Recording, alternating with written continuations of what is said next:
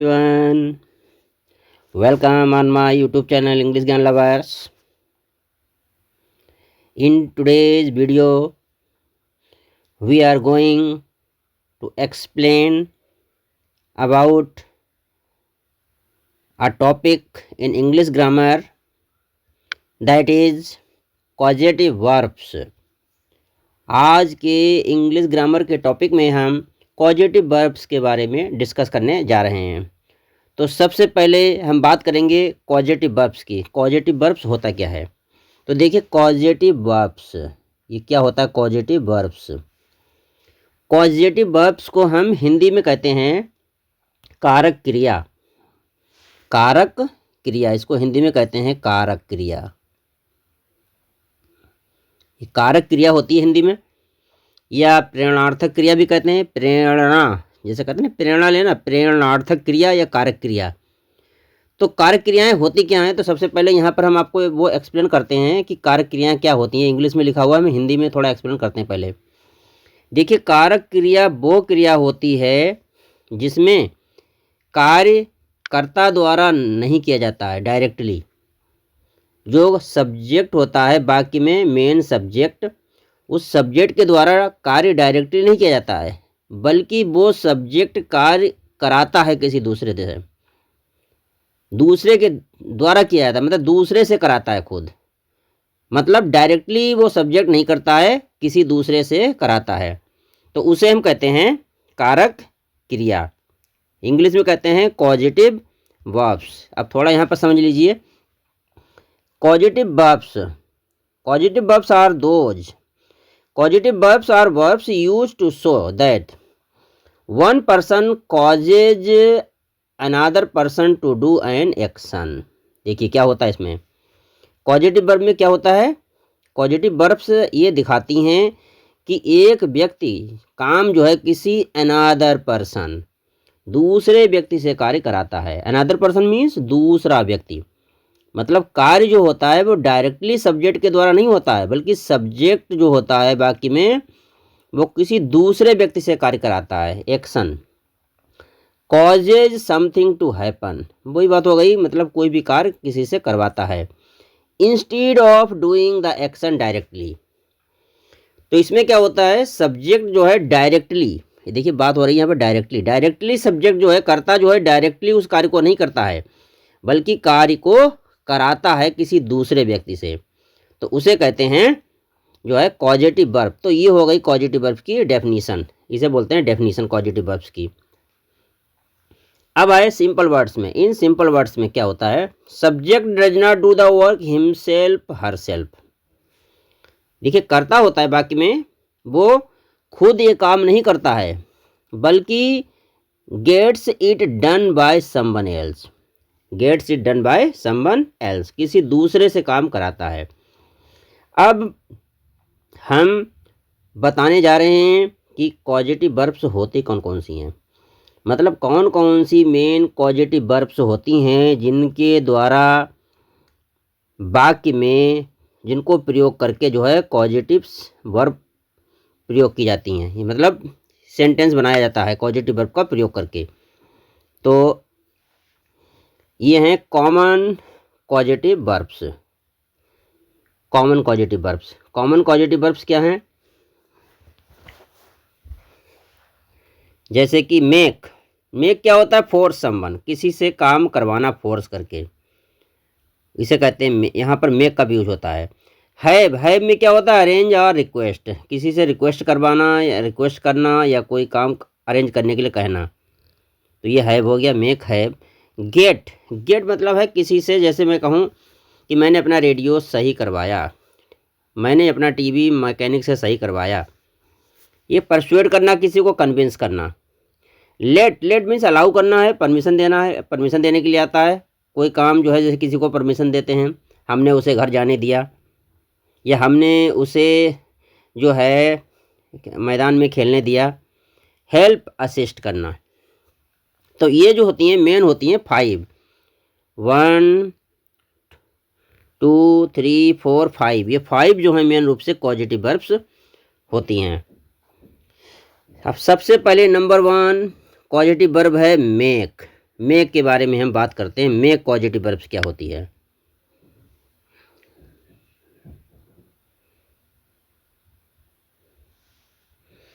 देखिए यहाँ पर कॉजेटिव वर्ब मेक स्ट्रक्चर, सबसे पहले हम यहाँ पर स्ट्रक्चर को समझ लेते हैं कि स्ट्रक्चर क्या है इसका। Make structure subject plus make plus object plus base verb.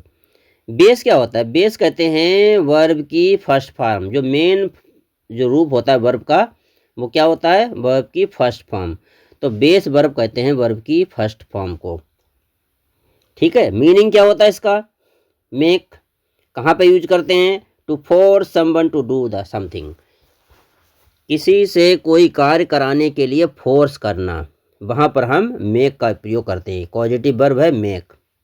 Example दिए, देख लीजिए ध्यान से इसका, आपको एग्जाम्पल से बिल्कुल क्लियर हो जाएगा, समझ में आ जाएगा। The teacher made the students stand. The teacher made the students stand. देखिए यहाँ पर क्या अर्थ हुआ इसका? टीचर ने स्टूडेंट को खड़ा करवाया। अब देखिएगा ध्यान से, यहाँ पर ये मेक है क्यों पॉजिटिव वर्ब? क्यों कहते हैं इसे कि ये मेक पॉजिटिव वर्ब है? टीचर ने बच्चों को, स्टूडेंट को खड़ा करवाया। अब देखिए टीचर ने जो काम किया है तो क्या डायरेक्ट किया है? भाई टीचर ने बच्चों को, मतलब स्टूडेंट को खड़ा करवाया, तो क्या डायरेक्ट थोड़ी टीचर ने खड़ा करवाया है?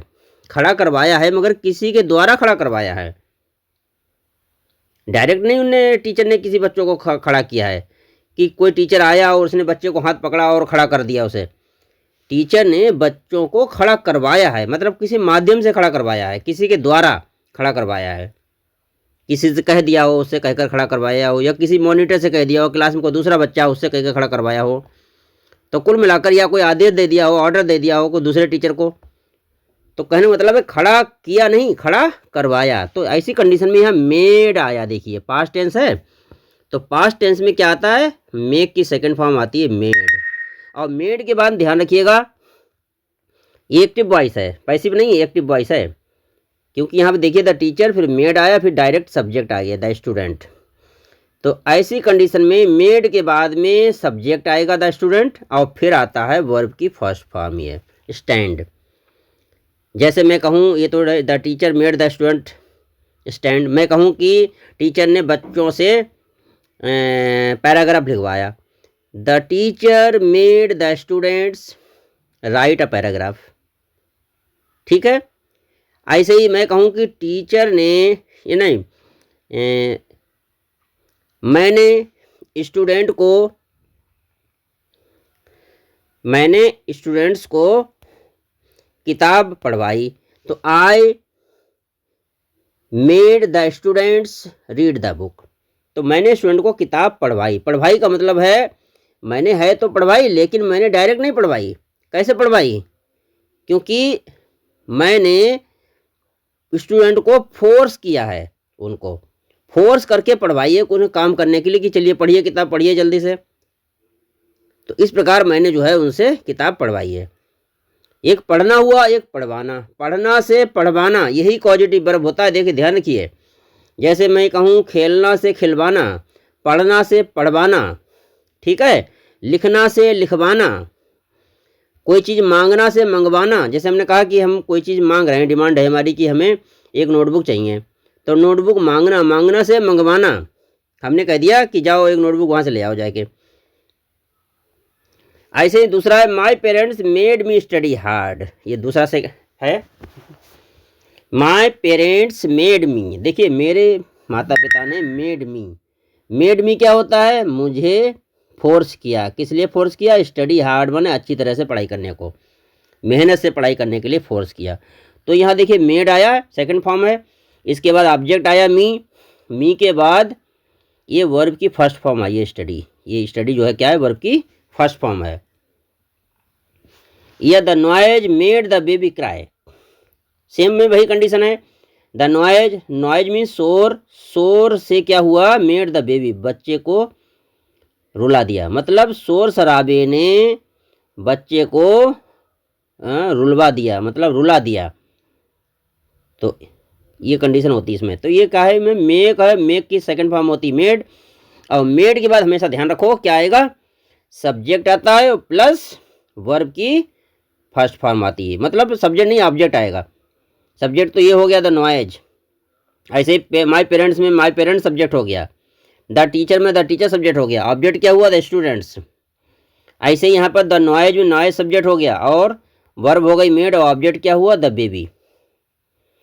अब क्या है, मेड टू स्टैंड कहना बिल्कुल गलत है एक्टिव वॉइस में, ये ध्यान रखिएगा, मेड टू स्टैंड नहीं होता है। अगर सेंटेंस एक्टिव वॉइस का है तो उसमें मेड टू स्टैंड नहीं होता, मतलब मेड के बाद में इन्फिनेटिव नहीं आता है। अब नंबर 2 पॉजिटिव वर्ब है हैव। नंबर 2 हैव की बात करते हैं कि पॉजिटिव वर्ब हैव क्या होता है। तो देखिए स्ट्रक्चर इसका ये है, पहले आता सब्जेक्ट, सब्जेक्ट के बाद में आएगा हैव। अब कहीं कहीं मान लो हैव है तो हैव का हैड भी हो जाता है, पास्ट टेंस की बात हो रही तो हैड हो जाएगा। और फिर आता है ऑब्जेक्ट, पहले subject plus have plus object और plus base verb. Base verb means verb की फर्स्ट फॉर्म, ये होती है फर्स्ट फॉर्म को कहते हैं वर्ब की। मीनिंग क्या है इसका, अब इसके हम मीनिंग की बात कर रहे हैं। तो मीनिंग होता है इसका हैव का टू अरेंज और गिव रिस्पॉन्सिबिलिटी टू समवन, किसी को कोई रिस्पॉन्सिबिलिटी देना, उसे बोलते हैं, उसे कहते हैं कि वहाँ पर हैव का प्रयोग करते हैं।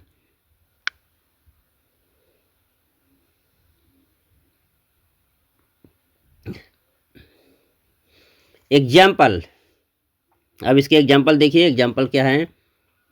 तो हैव कहाँ पे यूज होगा, जहाँ पर हम किसी को रिस्पॉन्सिबिलिटी दे रहे हैं किसी को, या किसी से कोई काम अरेंज करवा रहे हैं, तो वहाँ पर यूज होता है ये। अब हैव की सेकंड फॉर्म होती है हैड, और थर्ड फॉर्म भी होती है हैड। ये हैव है, इसकी सेकंड फॉर्म भी होती है और थर्ड फॉर्म भी होती है हैड। तो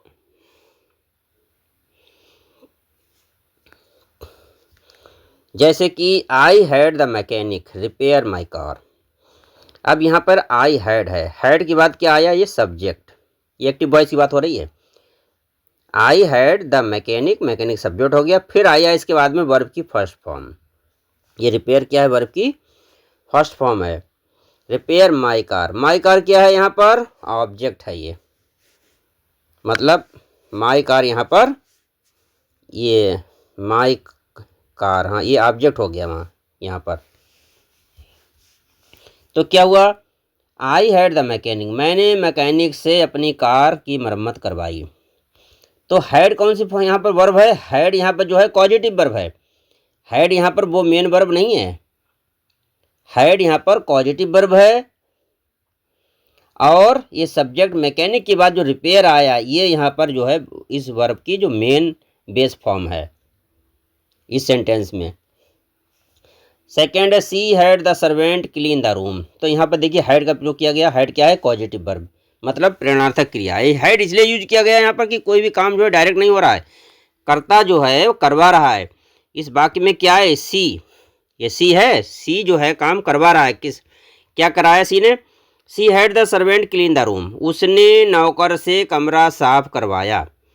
तो देखिए सी ने कार्य कराया यहाँ पर, कैसे कराया, खुद नहीं कराया, मतलब कराया तो है लेकिन जिम्मेदारी है उसकी कराने की, लेकिन खुद तो नहीं किया उसने, काम तो किसी और से कराया। किससे कराया, सी हैड द सर्वेंट, नौकर से उसने काम करवाया, नौकर से कमरा साफ करवाया। तो यहाँ पर हैड आया, और हैड के बाद में ऐसी कंडीशन में क्या होता है, जो हैड आता है, हैड क्यों आता है, हैड जब आता है जब किसी को रिस्पॉन्सिबिलिटी दी जाती है, किसी से कोई काम अरेंज कराया जाता है, तब हैड का प्रयोग करते हैं। तो यहाँ पर रिस्पॉन्सिबिलिटी है नौकर की, तो उसने नौकर को रिस्पॉन्सिबिलिटी दी, तो उसने नौकर से क्लीन द रूम, कमरा साफ कराया। तो यहाँ पर देखो क्लीन जो है वर्ब की फर्स्ट फॉर्म है, ये फर्स्ट फॉर्म आती है यहाँ पर। हैड के बाद हमेशा ध्यान रखिए एक्टिव वॉइस में फर्स्ट फॉर्म आएगी। दूसरा है he had his hair cut, उसने अपने बाल कटवाए। तो यहाँ देखिए हैड एक पॉजिटिव वर्ब, और हिज हेयर, हेयर नाउन है, नाउन के बाद क्या है, कट, ये थर्ड फॉर्म, वो सॉरी ये फर्स्ट फॉर्म है, क्योंकि यहाँ पे फर्स्ट फॉर्म आएगी। He had his hair cut, cut verb की फर्स्ट फॉर्म है, तो ये बेस फॉर्म है वर्ब की।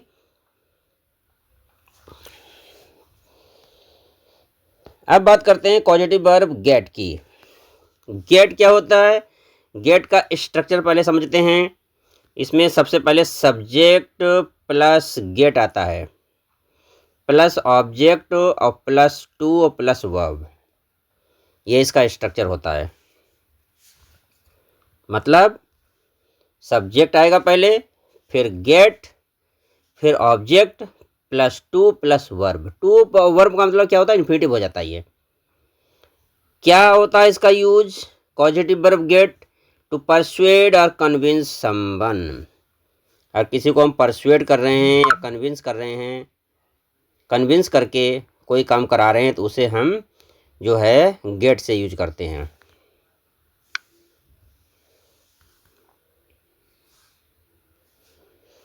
यह है एग्जाम्पल इसके, I got him to help me. Active voice की बात हो रही है यहाँ पर, एक्टिव वॉइस है ये। I got him, got get की सेकंड फॉर्म है got. I got him to help me, मैंने उससे अपनी मदद करवाई, मतलब अपनी हेल्प करवाई। तो मैंने तो हेल्प करवाई, किससे करवाई, गॉट तो यहाँ पर कॉजेटिव वर्ब है, क्योंकि यहाँ पर इसका प्रयोग कारक क्रिया की तरह हुआ है। कॉजेटिव वर्ब को हिंदी में कहते हैं कारक क्रिया, और हिम ऑब्जेक्ट है यहाँ पर। तो गॉट के बाद में तुरंत ऑब्जेक्ट आएगा, फिर टू और वर्ब की फर्स्ट फॉर्म आएगी। ऑब्जेक्ट के बाद में टू और वर्ब की फर्स्ट फॉर्म, जिसे इन्फिनिटिव कहते हैं, और उसके बाद में आएगा ऑब्जेक्ट मी। तो क्या अर्थ हुआ इसका, मैंने उससे अपनी मदद करवाई, मतलब मैंने उसे मेरी या अपनी मदद करने के लिए परसुएड करा, कन्विंस करवाया। ठीक उसी प्रकार सी गॉट द टेलर। अब यहाँ पर क्या है, गॉट ये है कॉजेटिव वर्ब, गेट की सेकंड फॉर्म है गॉट। गॉट के बाद देखिए सब्जेक्ट आया है द टेलर, क्योंकि एक्टिव वॉइस की क्रिया है ये, यहाँ बात एक्टिव सेंटेंस है, ये पैसिव नहीं है। तो सी गॉट द टेलर, उसने टेलर से, क्या टेलर से, टू स्टिच हर ड्रेस, अपनी ड्रेस सिलवाई। देखिए सिलवाई उसने, डायरेक्ट उसने काम नहीं किया, उसने सिलवाई, मतलब जिम्मेदारी जरूर है उसकी, लेकिन उसने सिलवाई है, लेकिन खुद नहीं सिली। उसने किसके द्वारा काम कराया, टेलर के द्वारा काम कराया। तो वही होता है इसमें, करना से करवाना, खेलना से खिलवाना, कोई चीज़ बांटनी है किसी को, बांटने से बंटवाना। ठीक है, कोई चीज़ मान लो पत्र है, लिखना है, मैंने कहा एक पत्र लिख दो मेरा, तो हमने कहा हम तो लिखना जानते नहीं हैं, तो उसने कहा अपने फ्रेंड से लिखवा लो। तो मैंने कह दिया मैंने ये पत्र अपने मित्र से लिखवाया, तो खुद नहीं लिखा, लिखवाया। ऐसे देखिए he got his brother to repair the laptop, उसने अपने भाई से, गॉट के बाद हिज ब्रदर ऑब्जेक्ट आया, और फिर टू रिपेयर। टू रिपेयर क्या होती है, बेस फॉर्म है वर्ब की, उसमें टू लग गया, इन्फिनिटिव बन गया, टू रिपेयर द लैपटॉप। तो मैंने अपने भाई से लैपटॉप सही करवाया। अब है causative verb let. Let causative verb, मैं बार बार बता रहा हूँ, कॉजेटिव वर्ब कारक क्रिया को कहते हैं। कारक क्रिया क्या होती है, कारक क्रिया वो होती है जो काम खुद ना कर कर, जिसमें कर्ता खुद काम ना करे और किसी के द्वारा करवाए, तो इस कंडीशन में जो वर्ब प्रयोग की जाती है उसे कारक क्रिया कहते हैं। तो कारक क्रिया मैं आपको बता ही रहा चुका हूँ, ये कारक क्रिया, जैसे कि अभी बताया मैंने, लेट है, मेक है, कॉज है, ये सारी होती हैं। हैव है, हैव का हैड हो जाता है, मेक का मेड हो जाता है, ऐसे गेट का गॉट हो गया यहाँ पर। अब बात आ गई यहाँ पर लेट की, तो लेट का क्या हुआ यहाँ पर, तो लेट का देखिए लेट ही रहता है। लेट की तीनों फॉर्म एक जैसी होती हैं। स्ट्रक्चर समझ लीजिए, सब्जेक्ट प्लस लेट आएगा, क्योंकि लेट क्यों आएगा, क्योंकि लेट कारक क्रिया है। लेट यहाँ पर इसलिए यूज करेंगे कि लेट द्वारा जो है मुख्य क्रिया से कार्य कराया जाता है, लेट द्वारा जो है प्रेरणा दी जाती है काम करवाने की। तो सब्जेक्ट प्लस लेट आएगा, प्लस ऑब्जेक्ट आएगा, let plus object plus base verb. Base verb means base form of verb, means first form of verb, meaning to allow, to give permission. इसका प्रयोग खास तौर से अलाउ करना होता है, किसी को परमिशन देना होता है, उसके लिए ज़्यादातर इसका यूज होता है लेट का।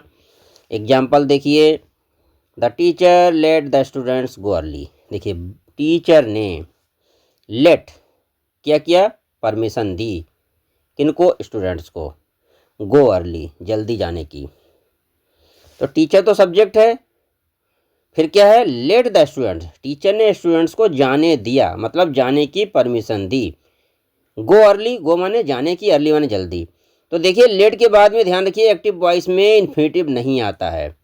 ये नहीं होगा the teacher let the students to go early, to go नहीं होगा, टू यहाँ पर नहीं लगेगा, क्योंकि एक्टिव वॉइस है, एक्टिव वॉइस में टू नहीं लगता है। पैसिव में हाँ लग सकता है, कुछ ऐसी कंडीशन होती है वहाँ लग जाता है, लेकिन एक्टिव वॉइस में नहीं लगता है। दूसरा है my father let me use his bike. मेरे पिताजी ने मुझे बाइक चलाने दी। Let me use his bike मतलब अपनी बाइक चलाने दी। तीसरा देखिए, सी सब्जेक्ट हो गया, फिर लेट कॉजेटिव वर्ब हो गई यहाँ पर। ऐसे इसमें भी लेट कॉजेटिव वर्ब है, सब जगह कॉजेटिव वर्ब है इन दोनों सेंटेंसेज में। सी लेट द चाइल्ड, चाइल्ड क्या हो गया, ऑब्जेक्ट हो गया। सी लेट द चाइल्ड फिर प्ले आउटसाइड, उसने बच्चे को बाहर खेलने दिया। तो इस प्रकार ये लेट कॉजेटिव वर्ब हो गई, और प्ले जो बेस फॉर्म हो गई, जो बेस वर्ब है वो हो गई मेन वर्ब बाकी की, उसे कहते हैं। Number 5 causative verb help. Help क्या होता है, कहाँ यूज करते हैं हेल्प? तो इसका स्ट्रक्चर देखिए, सब्जेक्ट आता पहले प्लस हेल्प आती है, हेल्प कॉजेटिव वर्ब आती है, फिर ऑब्जेक्ट आता है, subject plus help plus object और प्लस टू और वर्ब की फॉर्म। टू वर्ब की फॉर्म मीन्स टू लगाकर वर्ब की फर्स्ट फॉर्म। ये इसका स्ट्रक्चर है जब हम हेल्प से कोई भी सेंटेंस फ्रेम करते हैं। विद और without to both are correct. इसमें ये दिया गया है हेल्प का प्रयोग करके हम चाहें तो टू का यूज करके भी बना सकते हैं और विदाउट टू का यूज करके बना सकते हैं, दोनों सही माने जाते हैं। लेकिन मोस्टली लोग जो है, हमने देखा है मोस्टली जो है टू छिपा रहता है इसमें, हेल्प के बाद टू लगाते नहीं हैं। मोस्टली ग्रामेटिकली अगर देखा जाए तो टू नहीं यूज होता है। जैसे she helped me complete my work, उसने मुझे मेरा काम पूरा करने दिया, मतलब पूरा करने में मेरी मदद की। तो यहाँ पर हेल्प का प्रयोग होता है। हेल्प मतलब होता है असिस्ट करना, मतलब मदद करना, उसे कहते हैं हेल्प। ही हेल्प्ड हर, उसने उसे क्या दिया, to carry the bag, bag ले जाने दिया। तो ये कंडीशन होती है यहाँ पर हेल्प की यूज करने की। पॉजिटिव वर्ब सिर्फ पैसिव फॉर्म। अब देखिए पैसिव के बारे में बताने जा रहे हैं, पॉजिटिव वर्ब का पैसिव में यूज कैसे होता है। तो हम पैसिव की बात करने जा रहे हैं, तो इसका स्ट्रक्चर है ये, सब्जेक्ट आएगा पहले प्लस हैव या गेट आएगा, जो भी है। अगर पैसिव सेंटेंस बना रहे हैं तो हैव या गेट वो आएगा, प्लस ऑब्जेक्ट आएगा, प्लस पास्ट पार्टिसिपल फॉर्म होगी वर्ब की। मतलब पास्ट पार्टिसिपल किसे कहते हैं, वर्ब की थर्ड फॉर्म को कहते हैं पास्ट पार्टिसिपल, जो वर्ब की थर्ड फॉर्म होती है। एग्जाम्पल के थ्रू अब बिल्कुल क्लियर हो जाएगा कि पॉजिटिव वर्ब जो है पैसिव वॉइस में कैसे यूज होती हैं। तो देखिएगा ध्यान से, यहाँ पर ये तो इसका फार्मूला रहा, सब्जेक्ट प्लस हैव आएगा, गेट आएगा, प्लस ऑब्जेक्ट आएगा, प्लस पास्ट पार्टिसिपल आएगा। अब देखिए I had my car repaired, तो इसमें क्या है, आई हैड, हैव का देखिए ये हैव है, हैव के पास्ट टेंस है हैड, ये पॉजिटिव वर्ब हैड है, क्योंकि यहाँ बात हो रही है पास्ट टेंस की। देखिए कोई बात अगर पास्ट में बतानी है या प्रेजेंट में बतानी है तो वो पॉजिटिव वर्ब वहाँ पर मेन होती है। मतलब पॉजिटिव वर्ब से ही सेंटेंस प्रेजेंट में या पास्ट में फ्रेम किया जा सकेगा। अगर हमें प्रेजेंट में सेंटेंस को फ्रेम करना है, बनाना है, तो हम प्रेजेंट टेंस की पॉजिटिव वर्ब यूज करेंगे। जैसे मैंने हैव होता है, हैव यूज करेंगे, ये हैव है। और अगर पास्ट की बात हो रही है, बीती हुई बात, तो हम हैव का हैड कर देते हैं। तो आई हैड माई कार, मैंने अपनी कार रिपेयर करवाई। यहाँ देखिए हैड के बाद में आएगा ऑब्जेक्ट प्लस वर्ब की थर्ड फॉर्म, ये पास्ट पासिबल आती है, इसमें वर्ब की थर्ड फॉर्म आती है। या सी गॉट हर हेयर कट, उसने अपने बाल कटवाए। तो यहाँ पर गॉट का यूज कर दिया, गॉट से भी वही है, गॉट के बाद में भी अगर पैसिव वॉइस है तो गॉट के बाद में ऑब्जेक्ट आएगा प्लस वर्ब की थर्ड फॉर्म, ये कट वर्ब की थर्ड फॉर्म के रूप में है। या ही हैड हिज हाउस पेंटेड, उसने अपना घर पेंट करवाया।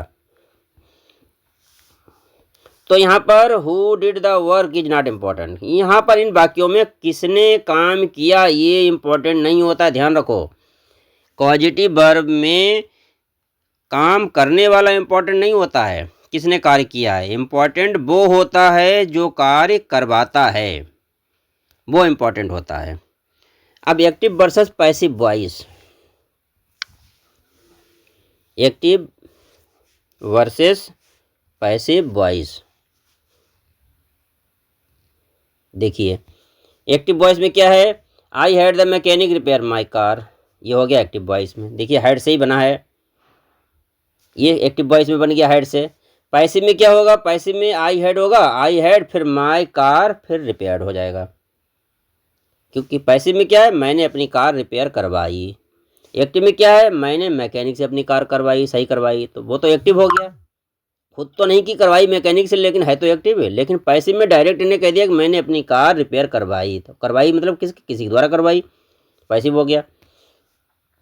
ऐसे ही देखिए यहाँ पर गॉड का प्रयोग करके, गॉड का एक्टिव और पैसिव कैसे बनेगा, ये तो हमने बताया हैड का एक्टिव और पैसिव। अब गॉड का देखिए, she got the tailor to stitch the dress, उसने टेलर से ड्रेस स्टिच कराई, मतलब सिलवाई, टेलर से सिलवाई।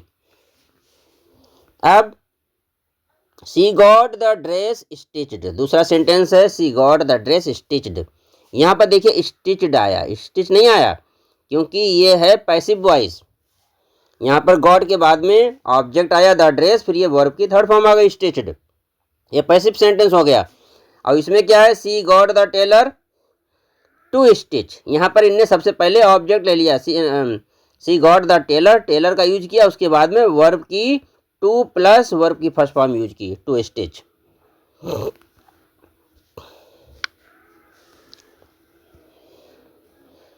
अब ये कुछ यहाँ पर इम्पोर्टेंट चीज़ें हैं जिनके बारे में हमें पता होना चाहिए, जानकारी होनी चाहिए।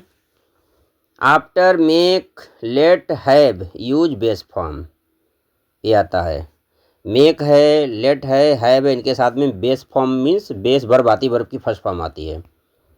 लेट के साथ, मेक के साथ और हैव के साथ, मेक, लेट और हैव इनके साथ में फर्स्ट फॉर्म लगती है। और गेट के साथ में क्या लगता है, अगर गेट है तो गेट के साथ में यूज टू प्लस वर्ब की फर्स्ट फॉर्म लगती है। लेकिन पैसिव फॉर्म में क्या होता है, पैसिव फॉर्म यूजेज वर्ब की थर्ड फॉर्म। पैसिव फॉर्म में क्या हो, ये तो एक्टिव में है, लेकिन पैसिव में क्या होता है, पैसिव में जो है वर्ब की थर्ड फॉर्म लगती है। तो ये खास तौर से सभी कंपटीशन के लिए यूज हैं, स्पोकन इंग्लिश में भी इनका बहुत यूज होता है, क्योंकि अगर हम इंग्लिश स्पीकिंग सीखना चाहते हैं तो बहुत से ऐसे सेंटेंस जाते हैं, इस टाइप के सेंटेंस हो जाते हैं, तो हम कंफ्यूज हो जाते हैं, हम सोच कि ये इस बात को हम इंग्लिश में कैसे बोलेंगे, कैसे कहेंगे। तो हमें इसका रूल नहीं पता होता, तो हम जो है कंफ्यूज रहते हैं, और हमें उसका सही स्ट्रक्चर ही नहीं पता होता कि हम इस बात को इंग्लिश में कैसे कहें। तो स्पोकन इंग्लिश के लिए बहुत ये टॉपिक बहुत इंपॉर्टेंट है। इससे क्या होता है, जो डेली यूज वाले जो सेंटेंस हैं वो हम फ्रेम कर सकते हैं, यूज कर सकते हैं, बोल सकते हैं अपने प्रैक्टिकल लाइफ में। एग्जाम पर्पज से भी इम्पोर्टेंट है ये, और राइटिंग पर्पज से भी इम्पोर्टेंट है। अब देखिए यहाँ पर कुछ फिल इन द ब्लैंक्स हैं प्रैक्टिस में, जिनके बारे में हम बात कर रहे हैं। यहाँ पर है, देखिए सबसे पहले है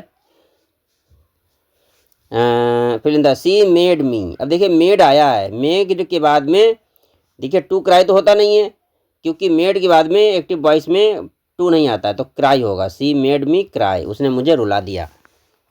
आई गॉट हिम, अब देखिए आई गॉट हिम है, आई गॉट हिम और उसके बाद में क्या है, ये गॉट जो है यहाँ पर क्या है, कारक क्रिया है यहाँ पर, जिसे कहते हैं कॉजेटिव वर्ब। तो आई गॉट हिम, उसके गॉट हिम के बाद में क्या यूज करेंगे, to help me. I got him to help me, यहाँ पर गॉट के बाद में टू हेल्प आएगा, क्योंकि यहाँ पर गॉट कारक क्रिया है और गॉट के बाद में इन्फिनिटिव आती है। इन्फिनिटिव मतलब टू प्लस वर्ब की फर्स्ट फॉर्म आती है, तो ये टू हेल्प मी आएगा। तीसरा है यहाँ पर कि ही हैड हिज बाइक, अब उसने अपनी बाइक, क्या बाइक, रिपेयर करवाई, उसने अपनी बाइक रिपेयर करवाई। तो हैड के बाद क्या आता है, मैं पहले ही बता चुका हूँ, डिस्कस कर चुका हूँ। हैड के बाद में जो है ऑब्जेक्ट आता है प्लस वर्ब की थर्ड फॉर्म आती है। तो इस वीडियो में हमने कॉजेटिव वर्ब्स के रूल्स और एग्जाम्पल्स और उसका पूरा स्ट्रक्चर डिस्कस किया है, और नेक्स्ट वीडियो में हम इसी टॉपिक से संबंधित कुछ ऐसे सेंटेंसेज लेकर आएंगे प्रैक्टिस के लिए, ताकि इस टॉपिक पर प्रैक्टिस करने के बाद में पूरा कमांड हो जाए और पूरी तरह से टॉपिक क्लियर हो जाए। तो मिलते हैं नेक्स्ट वीडियो में। Thanks for watching.